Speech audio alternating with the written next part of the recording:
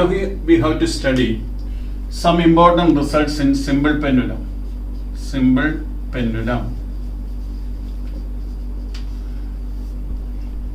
It is actually a bob suspended from a rigid support like this. The length of the pendulum is actually the distance between point of suspension and center of gravity of the bob. When it is pulled to one side and released, it executes to and fro motion. That type of motion is SHM. Then period of simple pendulum is given by T is equal to 2 pi into root of L by G. Period of oscillation T is equal to 2 pi into root of L by G. Then what is the shape of the graph connecting length of the pendulum along x-axis and t square along y-axis? Should be a straight line. L by t square is a constant, therefore it should be a straight line. But the graph connecting L and T is actually a parabola. The graph connecting L and T is actually a parabola. Another important result is that period of the simple pendulum is independent of the mass of the bob. Period of the pendulum is independent of the mass of the bob. There are different types of questions. One is, a girl is singing a song in sitting position. What happens to the period if she stands up? You know that the period will decrease. Period will decrease. Another question is, a hollow sphere filled with water is used as the bob of the pendulum. Water is dripping through a small hole in the sphere, like this. What happens to the period? What happens to the period? The answer is, the period at first increases, then decreases and attains the original value. Another important question is, a pendulum clock is taken to the top of the mountain or mine. What happens to the period? You know that as height increases or as depth increases, G decreases. Therefore, it will lose time. The pendulum will lose time. Now we have to see some important results in helical spring. Helical spring. Here, there is a spring like this. The top end is fixed and we are suspending a mass like this. When the mass is pulled downwards and released, it executes to and fro motion. Then what about the period? You can easily calculate as period T is equal to 2 pi into root of m by k. K is called spring constant. K is called spring constant. Now we have to say different combination of springs. One is spring in series. Spring in series. That is, two springs are connected in series and a mass is suspended like this. The spring constants are represented as K1 and K2. What is the effective spring constant?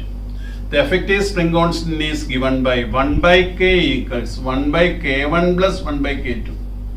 The effective spring constant is given by 1 by K equals 1 by K1 plus 1 by K2. Next is spring in parallel. Spring in parallel. That is, two springs are connected in parallel like this. Two springs are connected in parallel like this and a mass is suspended like this. In that case, effective spring constant is given by K is equal to K1 plus K2. K is equal to K1 plus K2.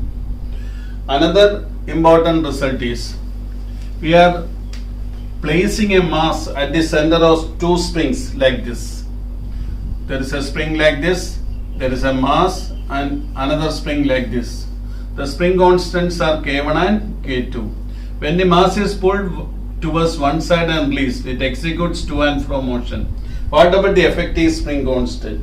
The effective spring constant is given by K is equal to K1 plus K2. We can theoretically prove like this. K is equal to K1 plus K2. But there is another example or another case. That is, there is only one spring and two masses are connected at the ends. The masses are represented as M1 and M2. The spring constant is K. When the masses are pulled sideways and released, it executes to and fro motion. Then what about the period? Period T is equal to 2 pi into root of mu by K. T is equal to 2 pi into root of mu by K. Mu is called reduced mass. Mu is called reduced mass. Mu is equal to M1 M2 divided by M1 plus M2. Mu is equal to M1 M2 divided by M1 plus M2, the reduced mass. Another important result is, if a spring is cut into n equal parts, then one part is suspended. Then what about the new period? New period T dash equals T by root n. T by root n. T is the original period. T dash is the new period. T dash is the new period. T dash equals T by root n. If a spring is cut into two equal parts, if a spring is cut into two equal parts, what about the spring constant of each part? The spring constant of each part is 2K. Spring constant of each part is 2K.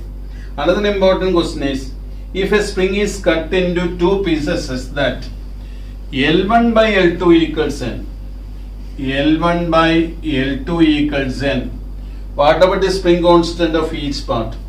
First part K1 equals K into N plus 1 divided by N. Another part K2 equals K into N plus 1. K into N plus 1. There are certain other important results.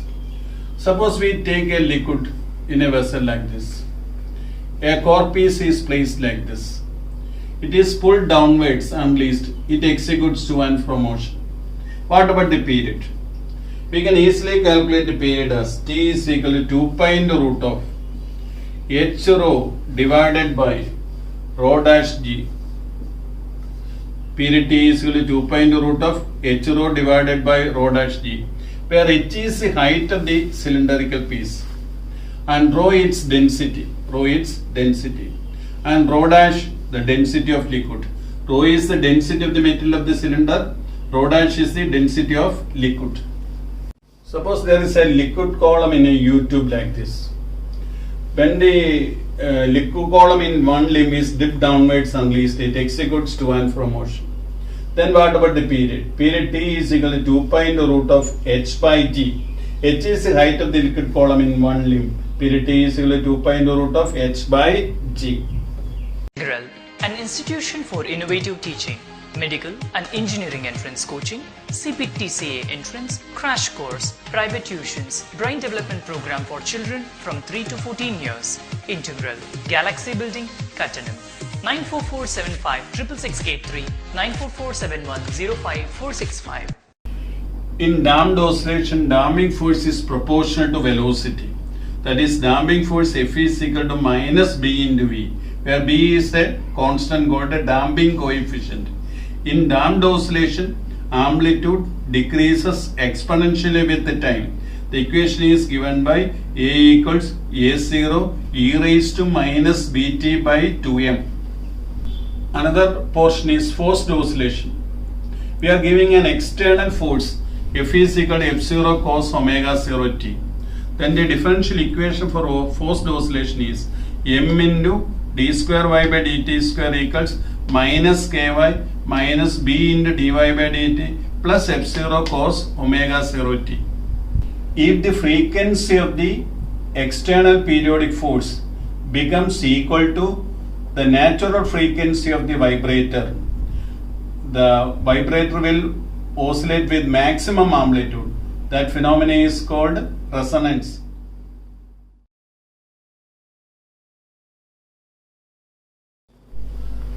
These are the solutions of the problems given in this chapter. First question is, the ratio of amplitude of two simple harmonic motions represented by y1 equals phi sine of 2 pi t plus pi by 4, y2 equals 2 root 2 sine of 2 pi t plus cos pi t. The amplitude is A1 equals 5. The amplitude of second equation is given by a2 equals root of a square plus b square. That is 2 root 2 the whole square plus 2 root 2 the whole square. That is 4. Therefore, ratio of amplitude is a1 by a2 equals 5 by 4. Therefore, the answer for the question 1 is A. Question number 2. The simple harmonic vibrations of two particles are y1 equals 5 sine of 100t, y2 equals 4 cos 100t plus pi by 4. What about the phase difference between them? One is in sine and another is in cos. When cos is converted into sine or sine is converted into cos, there is a phase difference of pi by 2. Already there is a phase difference of pi by 4. Therefore, the total phase difference is pi by 2 plus pi by 4 equals 3 pi by 4. Therefore, the answer for the question 2 is C. The third question is, the amplitude of a damped harmonic oscillator becomes 1 by third in 2 seconds. If its amplitude after 6 seconds is 1 by n times the original amplitude, the value of n is. In a damped oscillator, the amplitude is given by A equals A0 e raised to minus Bt by 2m. In the first case, 1 by 3 A0 equals A0 into e raised to minus B into 2 divided by 2m, because the time is 2 seconds. That is, A0 can be cancelled out. Therefore, 1 by 3 equals e raised to minus 2b by 2m. In 6 seconds, the amplitude becomes 1 by n A0. Therefore, 1 by n A0 equals A0 into e raised to minus b into 6 divided by 2m. This can be written as 1 by n equals e raised to minus 2b by 2m the whole cube. The value of e raised to minus 2b by 2m is 1 by 3. Therefore, 1 by n equals 1 by 3 the whole cube. Therefore, n is equal to 3 cube. The fourth question is, in the given diagram, S1 and S2 are identical springs. The frequency of oscillation of mass m is L. If one of the spring is removed, what is the frequency? You know that period t is equal to 2 pi into root of m by k. Frequency nu equals 1 by t equals 1 by 2 pi into root of k by m. That is frequency nu proportional to root k. When two springs are connected as shown in figure, the effective spring constant equals k1 plus k2. Here in this case is 2k. Therefore, in the first case, n, frequency n proportional to root of 2k. In the second case, there is only one spring. Therefore, frequency n dash proportional to root k. Equation 2 by 1 we get. Equation 2 by 1 we get n dash by n equals 1 by root 2. Therefore, n dash equals n by root 2. Therefore, the answer for the question 4 is A. Question number 5 is, a body of mass 4.9 kg hangs from a spring and oscillates with a period 0.5 second. On removal of the body, the spring is shortened by. For a spring, period of oscillation is given by t is equal to 2 pi into root of m by k. Here m is equal to 4.9 kg. T is equal to 0.5 second. Using the above formula, we can calculate k. You know that force mg equals kx. From that, x can be calculated. X is equal to mg by k.